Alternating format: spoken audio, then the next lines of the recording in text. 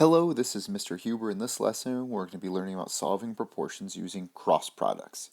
Recall that when two fractions are equal, their cross products are equal. What does that look like? Let's use the fraction 2/3. That's equal to 6/9. Those are the same amount.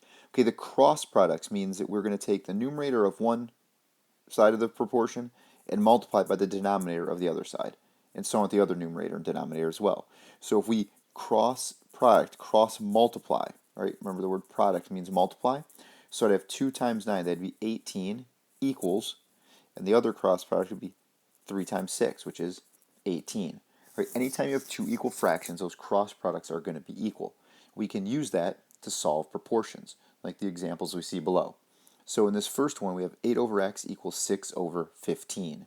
Right? We can solve that by cross multiplying. 6 times x, which is 6x, equals, and then we're going to do 8 times 15. The other cross product of numerator and denominator there. And 8 times 15 is 120. And then we can solve this by dividing both sides by 6. And we get x equals 20. And we could plug that back in. 8 over 20 equals 6 over 15. We could do a couple things. We could work to see if we can make the fractions equivalent to each other, get a common denominator, see if they're the same. We could also just cross multiply. 8 times 15, 20 times 6, see if that works out, see if the cross products are equal when we put a 20 back into the equation. So remember, you can always solve an equation, no matter what form it's in, even if it's a proportion that you're starting with. All right, in number 2 here, we're going to see 3m over 27. So when we multiply here, the cross products, 3m times 3 is 9m. Right, we're doing 3m times 3, the numerator times the denominator. And then we're going to have 27 times 2, so that's 54. And then when I divide by 9 on both sides, I'll get m equals 6. Okay? In this next example, when we cross multiply the 9 and the y minus 12, that's 9y, not minus 12, but minus 108. Right? The y minus 12 is being multiplied by 9. So 9 is multiplying the entire y minus 12. So make sure you're multiplying that whole numerator and denominator. And then if we look at our other cross product there, it kind of got covered up there, all right? But that was a 4, so 18 times 4. Right? And when we do 18 times 4, the other cross product here is 72. And then I'm going to add 108 to both sides. Right? Solve this like I would any other equation, getting the variable by itself using inverse operation. So I'm going to have 9y equals 180. Okay, and then give ourselves a little room here to do the work. We're going to divide by 9 on both sides and get y equals 20. Okay? So cross multiply. Take the numerator and denominator from each of the two sides of your proportion, multiply them, cross multiply them, and those cross products are equal. Right? They make an equation then that we can work with. Let's see a few more examples here. All right, in number 4 there, we see w over 9 minus 2, and then 1 over 8. So when we cross multiply here, we're going to get a variable on both sides. We're going to take 8 times w is 8w equals 1 times 9 minus 2. We'll multiply by 1 is relatively straightforward. We don't have to do anything. It just keeps it as 9w minus 2. And now we've got a w on both sides of the equal sign. We're going to subtract 9w because we want to get a w just on one side of the equal sign. We have negative 1w equals negative 2. And we need to divide both sides by negative 1. We never want to have our final answer as a negative in front of the variable, negative coefficient. So we're going to give w equals positive 2. Again, we still could plug this back in. If we did that here, if we wanted to check that, we'd plug that in. It would be 2 over, if we put a 2 in here, right? 9 times 2 would be 18 minus 2 would be 16. So we'd have 2 over 16 equals 1 over 8. And those, in fact, are equal, right? We know that that checks out. Right? So that was for checking that problem we just did. You can plug your value for the variable back in anytime you want to check an equation. Here we're going to do 2 times 2n plus 14. That's 4n plus 28. And then here, multiply by negative 3. Right? Keep in mind that's a negative 3, so it's negative 12n minus 12. Right? Make sure you're multiplying by the negative there. And now if I add 12n to both sides, right, I'm going to get 16n plus 28 equals negative 12. then I'm going to have to subtract 28 on both sides. All right. 16n equals negative 40. And now I could divide both sides by 16. Okay? And I get n equals negative, and depending on what we're going to do with our answer, we could just leave it as a fraction, right? So we could divide those both by 4 and get 10 over 4, or we might say 2 and you get 20 over 8, and you could keep reducing and make sure I want to reduce all the way here because we could divide them both by 8 as well. We get negative 5 over 2.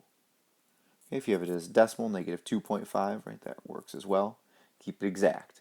2.5, negative 2.5, negative 5 over 2, negative 2.5, those would all work.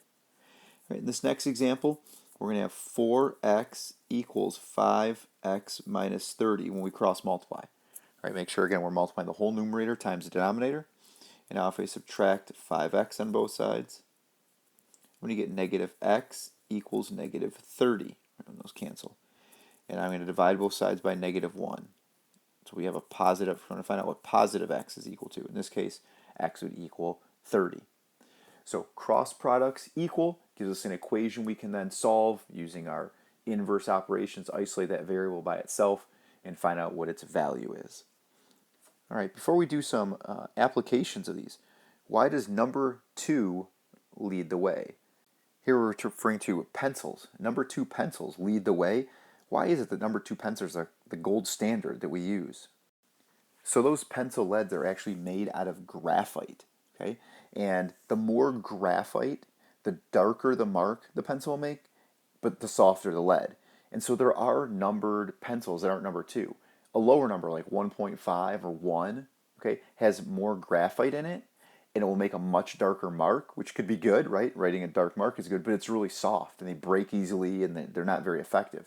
A higher numbered pencil, okay, is going to be very firm. It's not going to break, but the mark it makes is really light. It'd be almost hard to read. So number 2 pencil is the middle ground there that works really well. Okay, it makes a nice mark that we can read, but it's not so soft that it breaks all the time. So number 2 pencils, all right, they're made out of graphite, and there's a reason we use number 2 as the standard there that can be most effective for writing well, having pencils that are durable as well. Okay. Now let's look at scale drawings and models. Right, a scale drawing, a scale model maps our scales of the actual world. There are blueprints that are scaled down versions of maybe a building that's being built, model airplanes or cars, things like that, that represent an actual object that's bigger than the scale itself. So we're going to see how we can use that and the ratio and the proportion of the scale to the actual figure to solve some problems now. All right. In number 7 here, a map has a scale of 1 centimeter to 85 kilometers. Two cities are 4.2 centimeters apart. We want to figure out what the actual distance would be between them. So let's set up a proportion. So we're going to have 1 centimeter to 85 kilometers. That's the ratio of the map to the actual distance. In this case, 4.2 centimeters. Pay attention in units. So this is our map to our actual. So on the other side of our proportion, we have to be consistent. Map to actual. And the actual distance is what we're going to solve for, x.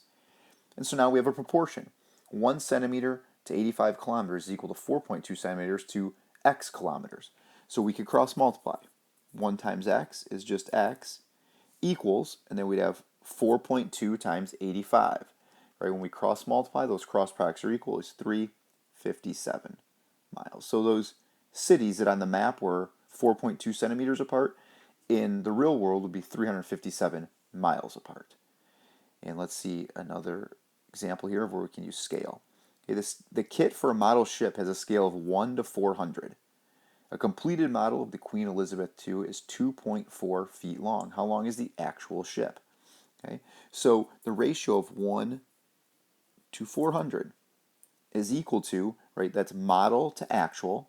The model is 2.4 feet long, would be x feet long in the actual ship.